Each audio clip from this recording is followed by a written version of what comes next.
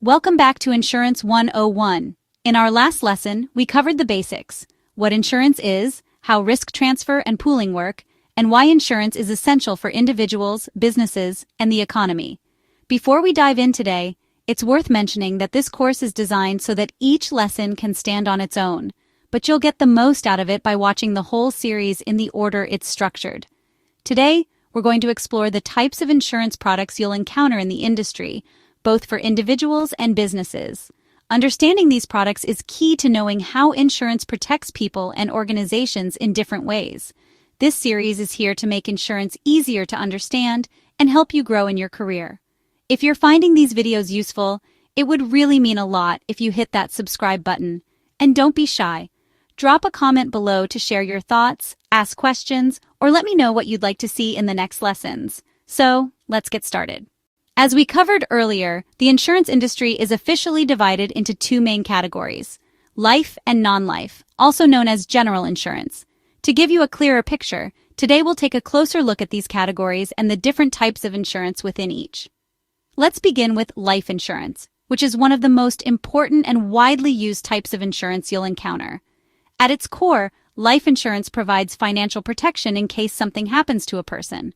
While many people think of it mainly as protection for individuals and families only, since it offers the peace of mind by helping individuals manage financial challenges that come with death, disability, or serious illness. But life insurance isn't just for individuals. It actually plays a critical role for businesses and institutions as well. Banks often require life insurance when issuing loans, like mortgages, to make sure any outstanding debts are covered if the borrower passes away unexpectedly. Companies also include life insurance as part of their employee benefits packages, providing support to employees' families during difficult times. Additionally, some businesses use life insurance to protect key employees or partners, helping to maintain business stability even after losing vital team members. To build a solid understanding of life insurance, you need to know both what it typically covers and how insurers decide on the payout amount, known as the sum insured. So, what does life insurance usually cover? The most common coverage is for death, whether it's from natural causes, illness, or an accident, unless something specific is excluded under the policy terms. When it comes to accidental death, most life insurance policies already cover that as part of the standard protection. But in some cases, insurers provide what's called an accidental death benefit, which adds an extra payout on top of the standard sum insured. This additional amount is meant to help families cope financially, recognizing that accidental deaths often happen suddenly and can be especially difficult for loved ones. Life insurance often includes coverage for different types of disability, such as permanent total disability, where the insured is no longer able to work at all; permanent partial disability, which means the person suffers a lasting partial loss of their ability to work or perform daily tasks. Some policies also include temporary disability, offering financial support if the insured can't work for a period of time while recovering. In certain cases, life insurance may also cover passive war risk. This applies when the insured isn't directly involved in conflict but suffers a loss due to war-related events. Coverage for passive war risk usually requires a specific endorsement to be added to the policy. Now, the type of coverage included in a life insurance policy often depends on the purpose of the policy itself. For example, if the policy is issued as a safeguard for a loan, like a mortgage, the coverage is usually limited to death and permanent total disability. This protects the bank's interest by ensuring the loan can be repaid if the borrower passes away or becomes permanently unable to work. But when life insurance is purchased for individual protection or provided as part of an employee benefits package, the coverage is often more comprehensive. In these cases, it can include wider benefits, such as disability coverage, whether permanent or temporary, and sometimes additional protections like accidental death benefits or passive war risk coverage. Understanding the purpose behind the policy helps explain why life insurance products can vary so much in their structure and benefits. Another key concept is the sum insured, which is the amount the insurance will pay out if a covered event occurs. How is this amount determined? It depends on why the policy was purchased. For employee benefit schemes, the sum insured is often set as a multiple of the employee's salary, commonly 2 or 3 times their annual pay, but this can vary depending on the employer's policy. For loan protection policies, the sum insured typically matches the outstanding loan amount at any given time. Some policies may even include interest as part of that amount, depending on how the coverage is structured. Understanding these details is important because life insurance isn't just about providing protection. It's also about making sure the right amount of support is available when it's needed most. Earlier, we talked about how life insurance is one of the two main categories in the insurance industry. Now, let's take it a step further and break down the common types of life insurance products, how they're structured, and when they work best. Most life insurance policies can be grouped based on one of two things: the time frame of the coverage, the purpose or specific benefits the policy provides. Let's start with the time frame. The first way to categorize life insurance is by how long the coverage lasts. Term life insurance provides protection for a fixed period, usually 10, 20, or even 30 years. It's designed to offer affordable, temporary coverage for specific life stages.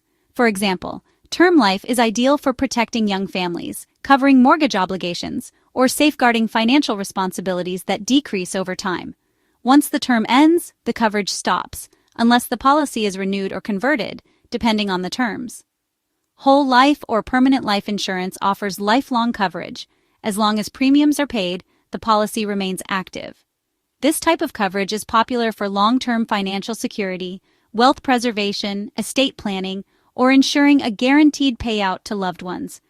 Now, here is a fun fact about life insurance. Did you know what life policies have living benefits you can use during your lifetime? That is something people are often surprised to learn. Life insurance doesn't only mean payouts happen after death. Many life insurance products include living benefits, providing financial support to the insured person during their lifetime under certain circumstances.